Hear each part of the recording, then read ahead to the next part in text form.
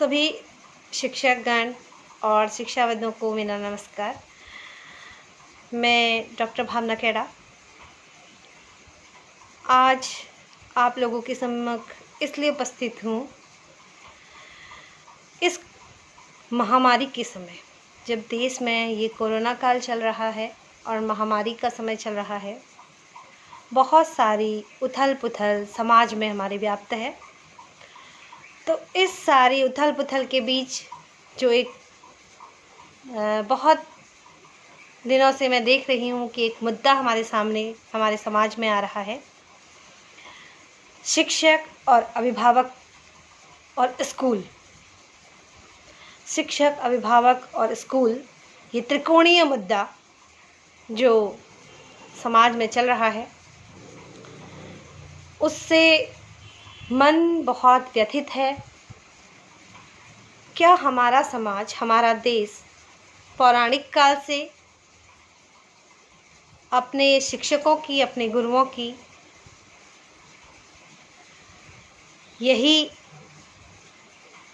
इसी तरह की का आदर सत्कार करते आ रहा है, या सही मायने में कहूँ तो शिक्षक को उसकी भूमिका का अंदाज़ा इस महामारी ने दिलाया है। सोचनीय विषय है, चिंतनीय है, स्मरणीय है। आगे चलकर कई वर्षों तक ये जो रूप इस समय शिक्षक का समाज ने दिखाया है, वो कई वर्षों तक याद रखा जाएगा। एक ऐसा कटाक्ष शिक्षक के ऊपर किया गया है जो अविस्मरणीय है। शिक्षक होने के नाते मैं ये कहूँगी कि जब शिक्षक ने, स्कूल बंद थे, ऑनलाइन कक्षाएं चली, शिक्षक ने पढ़ाना शुरू किया, तो अभिभावकों के मन में या एक समाज के उन वर्ग के मन में जिनके भी बच्चे स्कूल में जाते भी नहीं थे, उन्होंने इसको एक मुद्दा बना दिया कि शिक्षक ऑनलाइन, टीचर्स ऑनलाइन इसलिए पढ़ा रहे हैं क्योंकि उन्हें फ़ीस वसूलनी है। स्कूल ऑनलाइन कक्षाएं इसलिए संचालित कर रहे हैं क्योंकि उनको फ़ीस चाहिए। क्या मुद्दा यहाँ पर केवल फ़ीस का था? शिक्षकों की भावनाओं को बहुत ठेस पहुँचाई है। बहुत ज़्यादा शिक्षक को हतोत्साहित किया है। एक शिक्षक के लिए उसका पेशा अलग है, पैसा अलग है। शिक्षक कभी भी अपने पैसे को पैसे से नहीं तौलता है। ये सेम साउंड वर्ड जो हैं, समानार्थक से प्रतीत होने वाले जो वर्ड हैं, जो शब्द हैं, पेशा और पैसा, इन दोनों के बीच में समानता इतनी है कि शिक्षक जो है, एक शिक्षक बनने के पश्चात जब जहाँ से उसकी शुरुआत हो जाती है शिक्षक की, जब वह शिक्षा देना शुरू करता है, तो वह उसका जो पेशा है वह पूर्ण तरीके से समर्पित हो जाता है, विद्यार्थियों के लिए समर्पित हो जाता है, देश की। ज़रूरी है उसने जब कार्य शुरू किया होगा तो अपने खर्चे के लिए या अपनी ज़रूरतों को पूरा करने के लिए उस फील्ड में उसने कदम रखा होगा। लेकिन पूर्णतः मैं यह कह सकती हूँ कि जब एक शिक्षक पढ़ाना शुरू कर देता है, तब से उसका पूरा आत्मसमर्पण शिक्षा के लिए हो जाता है। विद्यार्थी के प्रति वह समर्पित हो जाता है। क्यों हमने ऑनलाइन बच्चों को पढ़ाया? क्या अभिभावक ये जान सकते हैं? क्या हमारा समाज इस बात को जान सकता है, इसकी गहराई को जान सकता है? बच्चों की शिक्षा छूटे नहीं, बच्चों का साल बर्बाद ना हो, बच्चों की पढ़ाई में कोई बाधा ना आए, बच्चा पढ़ाया गया उस पिछला सारा जो कोर्स है उसको भूले नहीं, उसमें निरंतरता बनी रहे, ताकि जब बच्चा स्कूल में आए तो उसको शिक्षक वैसा ही पाए जैसा वो वह छुट्टियों से पहले था। दिन भर बैठ कर असाइनमेंट बनाना, पूरे नोट्स तैयार करना, तब जाकर कहीं अगले दिन पूरे दिन बच्चों को पढ़ाना कितना मुश्किल था और कितना मुश्किल रहेगा आगे भी। लेकिन शिक्षक के मन में कहीं भी इस बात का कोई भी परेशानी उसको नहीं हुई। उसने पूर्ण समर्पित भाव से अपना फर्ज निभाया। उसने चाहा कि विद्यार्थी शिक्षा से वंचित ना हो, घर में माता पिता को वह परेशान ना करे, कुछ समय शिक्षा ग्रहण करने में व्यतीत करे, उसको समझने में, उसको वह पढ़े। बार बार हमारी ओर से भी यही कहा गया कि विद्यार्थी अपना कार्य करें, उसको पढ़ें, उसको समझें, आपकी परीक्षाओं में यह महत्वपूर्ण होगा। ऐसी कई सारी बातें हमने अपनी ऑनलाइन कक्षाओं में बच्चों से कही और मैसेज के थ्रू हमने बच्चों से बात करी। परंतु तरह तरह की भावनाओं से अभिभावक ने शिक्षक को ठेस पहुंचाई है, उसके कर्तव्य को निशाना बनाया है, उसकी कर्मठता पर सवाल उठाए हैं।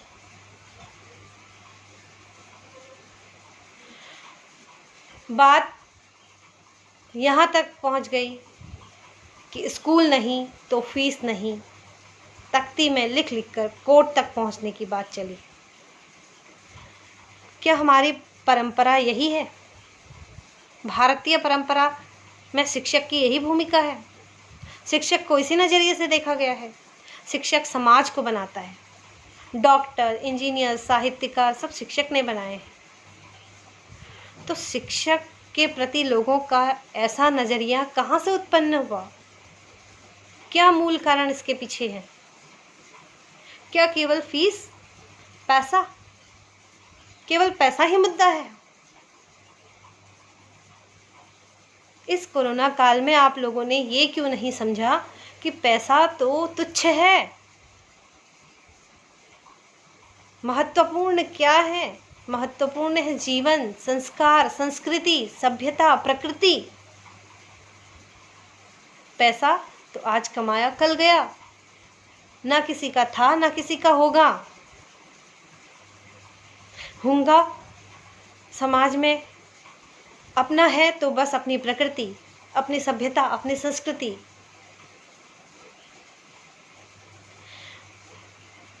क्या एकलव्य ने अपनी गुरु दक्षिणा में जो अपना त्याग किया, गुरु दक्षिणा के लिए जो उसने गवाया, वो क्या था? क्यों उसने गुरु को इतना महत्व दिया? क्यों प्राचीन काल में गुरु शिष्य परंपरा की आज तक जो है वो हमारे समाज में इतनी महत्वपूर्ण बातें प्रचलित हैं? क्या विद्यार्थी ऐसे ही देश को बना लेगा, ऐसे ही पढ़ लेगा, ऐसे ही अपने समाज को आगे ले आएगा? क्या मैसेज दे रहे हैं अभिभावक बच्चे को? क्या उसके मन में बातें बैठा रहे हैं? बाद में कहेंगे कि हमारा बच्चा बिगड़ गया या हमारे बच्चे को अच्छी शिक्षा नहीं मिली। इसका मूल कारण कौन है? बच्चे की शिक्षा में बाधा कौन डाल रहा है? बच्चे के भविष्य को अंधकारमय कौन बना रहा है? कुसंस्कार कहाँ से उसको कौन दे रहा है? इसका जिम्मेदार कौन होगा? क्या शिक्षक जो आज इतनी मेहनत कर रहे हैं, या समाज का वह वर्ग जिसने इस ऑनलाइन शिक्षा को मुद्दा बना दिया है? क्या बच्चे के मन में सकारात्मक भाव पैदा होंगे इससे? इस अगर नकारात्मक होंगे तो इसका जिम्मेदार कौन है? आप या हम शिक्षक या स्कूल? स्कूल को मंदिर की संज्ञा दी गई है। स्कूल की पूजा होती है। विद्यालय, जहाँ हम विद्या का ऐसा घर, जहाँ बच्चा संस्कार सीखता है, सम्मान सीखता है, उसके विषय में बात भी कैसे हो सकती है? मेरा तो यह मानना है।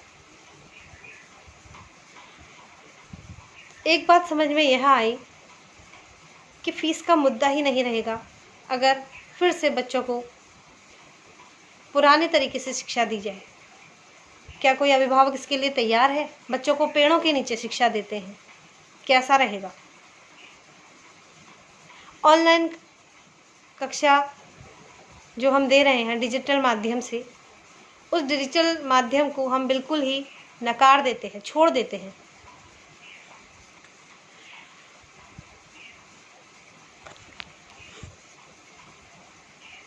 आधुनिकता को छोड़ देते हैं। लग्जरी आइटम, बच्चों को दूर रखिए आप लग्जरी आइटम से। स्कूल में मत भेजिए। आपको विद्यालय कैसे चाहिए होते हैं? विद्यालय तो 5 स्टार चाहिए होते हैं, ठीक है? बच्चों को पढ़ाने के लिए आपको विद्यालय, आप उसकी 5 स्टार की मांग करते हैं। गवर्नमेंट ने भी स्कूल खोले हैं। आप चाहो तो गवर्नमेंट स्कूल में भी अपने बच्चों को भेज सकते हो। वहाँ बहुत अच्छी पढ़ाई होती है और फीस बहुत कम है। जो अभिभावक चाहते हैं हमारे बच्चे ऐशो आराम की ज़िंदगी जिए, लग्जरी ज़िंदगी जिए, वो अपने बच्चों को कॉन्वेंट स्कूल में भेजते हैं, सारी सुख सुविधाओं से लज्जित।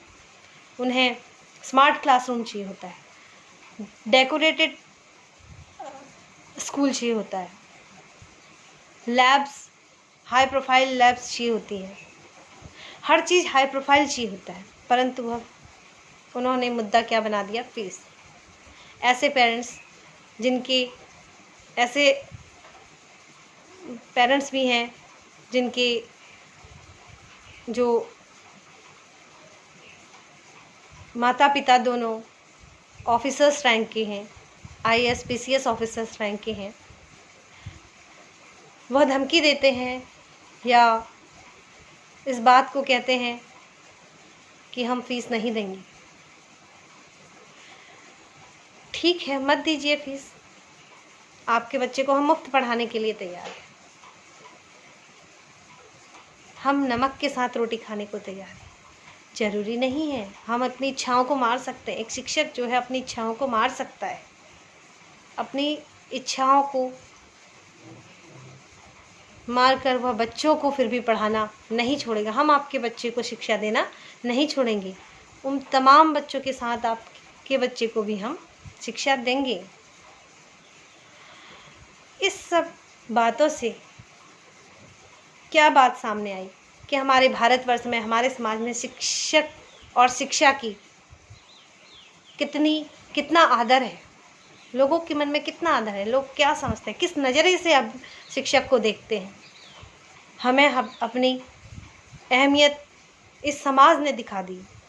इस संकट काल ने हमें हमारी अहमियत बता दी कि ए शिक्षक, किस कटघरे में तू खड़ा है, कहाँ पर तू है, क्या तेरी सीमा है। इस समाज ने तुझे दिखा दिया है। इतना ही कहना चाहूँगी, इससे अधिक कहने की मेरी क्षमता नहीं है। समझदार हो आप, समझ जाओगे। धन्यवाद।